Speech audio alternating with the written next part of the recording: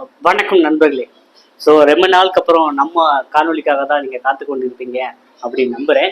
So இந்த video பார்க்கும்போதே second list வருமா அப்படிங்கிற ஒரு கேள்வி வரும். டிஎன்பிஎஸ்சி ஓட்டுநர் நடத்துனர் பணிக்கு வந்து அப்ளை பண்ணி காத்துக்கிறதுக்கும் செகண்ட் லிஸ்ட் வருமா அப்படிங்கிற கேள்வி வரும். ஸோ அதை பற்றி நான் இன்னொரு காணொலி டிஸ்கஷன் பண்ண போகிறேன்.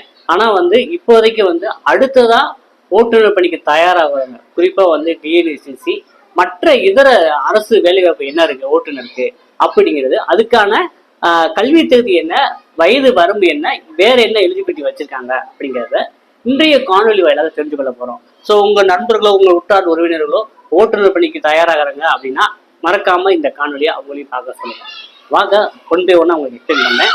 அதாவது அரசு வேலையில வந்து குறிப்பா எல்லாருக்கும் தெரிஞ்சது வந்து டிஎன்பிஎஸ்சி டிரைவர் கண்டக்டர் ஜாப். அடுத்தடுத்தா போல வந்து பாத்தீங்கன்னா நீதித்துறை வேலைவாய்ப்புலே நீதிபதிக்கு கார் ஓட்டுறதுக்கு டிரைவர் ஜாப் எடுக்கிறாங்க. அதே போல ஃபாரஸ்ட் டிபார்ட்மெண்ட்ல டிரைவர் ஜாப் எடுக்கிறாங்க. ஸோ இதுக்கெல்லாம் கல்வி தகுதி என்ன, என்ன வயது வரம்பு அப்படிங்கிறதையும் ரத்தின சுருக்கமா பார்க்க போறோம். சரிங்களா? அதனால ஓட்டுநர் பணிக்கு தயாராக நினைக்கிறவங்க நமது சேனலை சப்ஸ்கிரைப் பண்ணி பண்ணலைன்னா சப்ஸ்கிரைப் பண்ணி வச்சுக்கோங்க. அடுத்தடுத்து உங்களுக்கு தகவல் வந்து தேவையான தகவல் கிடைக்கும் போது அதே போல வந்து நம்ம கிளாஸஸும் இதுக்கான ஸ்டார்ட் பண்ண போறோம். இப்போ வந்து எல்லாருக்குமே தெரியும் டிரைவர் ஜாப், ஓகேவா? இப்போ நீதிமன்றத்திலையுமே ஒவ்வொரு வருடமே வந்து பார்த்தீங்கன்னா இந்த ஓட்டுநர் பணிக்கு ஆள் எடுக்கிறாங்க. இப்போ நீதிமன்றத்தில் நீங்கள் பணிபுரியணும் டிரைவரா அப்படின்னா நீங்கள் வந்து 10ஆம் வகுப்பு படித்திருந்தால் போதுமானதான். சரிங்களா? 10ஆம் வகுப்பு படித்திருந்தால் போதுமானதான். வயது வந்து 35 வயது வரைக்கும் இருக்கணும். அப்புறம் வந்து பார்த்தீங்கன்னா நீங்கள் டிகிரி முடிச்சிருந்தாங்கன்னா ஏஜ் லிமிட்டே இல்லைன்னு கூட சொல்கிறாங்க, ஓகேவா? அப்போ வந்து வயது வரம்பு தளர்வும் இந்த சென்னை உயர்நீதிமன்ற வேலைவாய்ப்புக்கு இருக்கு. சரிங்களா? அப்போ வந்து இந்த சென்னை உயர்நீதிமன்ற டிரைவர் வேலைவாய்ப்புக்கு நீங்க லைட் லைசன்ஸ் வச்சிருந்தா போதுமானதுதான். நீங்க வந்து பாத்தீங்கன்னா ஒரு 3 ஆண்டுகள் எக்ஸ்பீரியன்ஸ் இருக்கணும். லைட் லைசன்ஸ் வச்சிருந்து 3 ஆண்டுகள் எக்ஸ்பீரியன்ஸ் இருக்கணும். நீங்க பேஜ் வச்சிருக்கீங்க, ஹெவி வச்சிருந்தாலும் ஓகே தான், ஓகேவா? அப்போ வந்து நம்ம வயது பிற தகுதியில் வந்து பாத்தீங்கன்னா உடல் தகுதி, பார்வைத்திறன் கண்டிப்பா செக் பண்ணுவாங்க.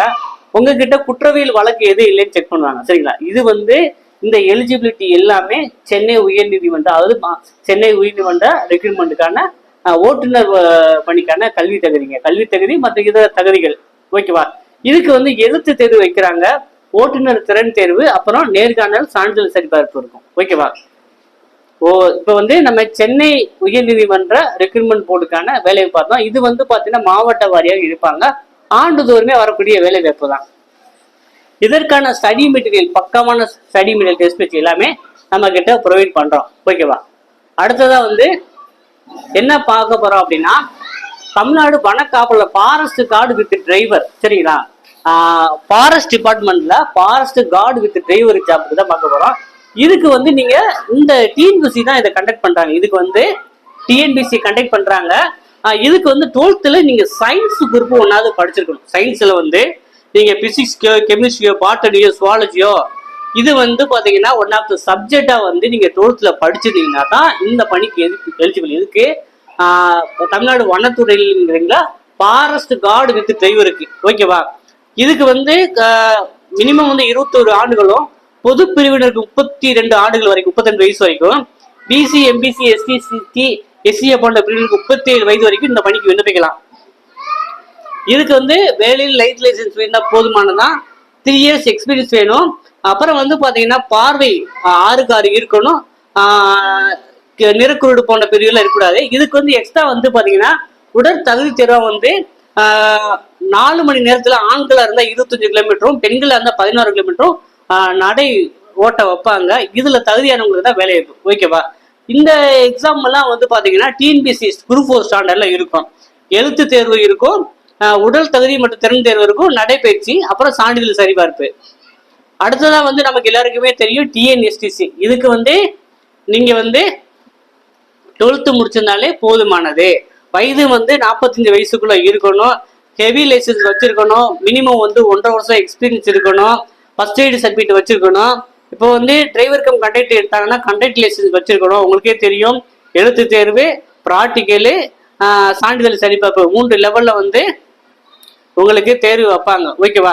ஸோ இதற்கான அறிவிப்பை நம்ம வந்து இந்த ஆண்டும் கண்டிப்பான முறையில் டிரைவர் தனியாக, கண்டக்டர் தனியாக எடுக்க போறாங்க. நம்ம அதற்கான புதிய ஆட்சி அமைஞ்ச உடனே அதற்கான அறிவிப்பு நம்ம வெகு விரைவிலே எதிர்பார்க்கலாம்.